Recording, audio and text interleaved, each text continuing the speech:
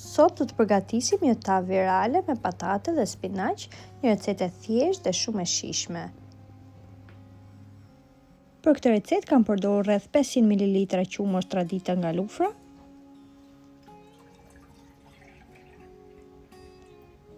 Tek qumshi do të hedhim pak krip, piper të kuq, piper të zi dhe rigon. Do vazhdojmë ta përzijmë mirë.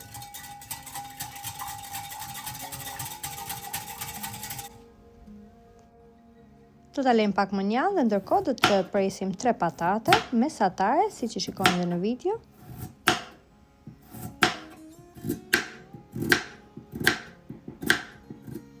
Pasi kemi prerën patatën në një tigan, do të hedhim pak vaj dhe do të skuqim një qep në temperaturë mesatare.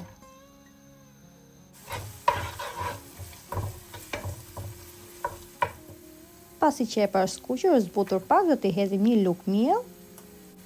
Do vazhdojmë ta përzijmë për 1 deri në 2 minuta.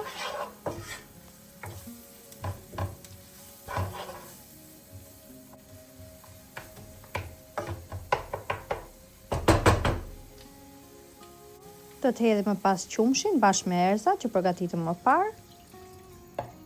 Siç ju thash dhe më parë, gjithsej për këtë recetë do të përdorim rreth 500 ml qumësht, 400 të cilën e hodha pak më parë dhe 100 ml do ta hedhim tani.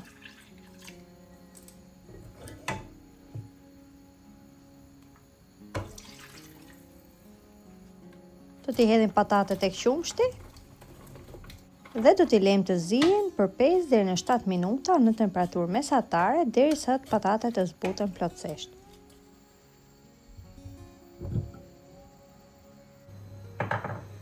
Pasi patatet janë zbutur, do t'i hedhim rreth 200 gram spinaq, të cilin më parë e kam larë dhe e kam ngrirë. Do ta përzijmë pak dhe ta lejmë përsëri 1 deri në 2 minuta të tjera dhe më pas e kemi gati.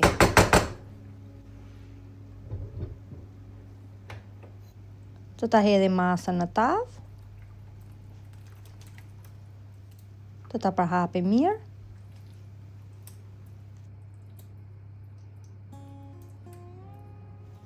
Sipër do t'i grim merende pak djathë kaçkavall nga lufra, i jep një aromë dhe një shije shumë të mirë tavës.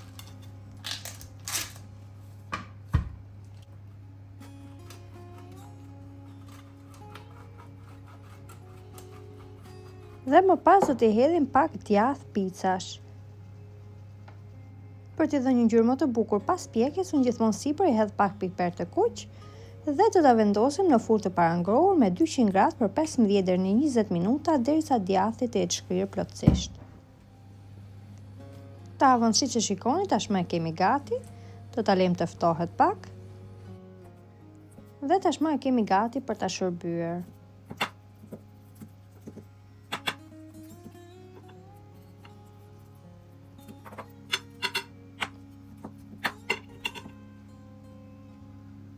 Është një tavë thjesht në përgatitje dhe del shumë e shijshme.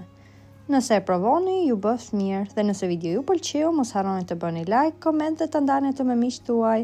Shumë faleminderit që më ndiqni.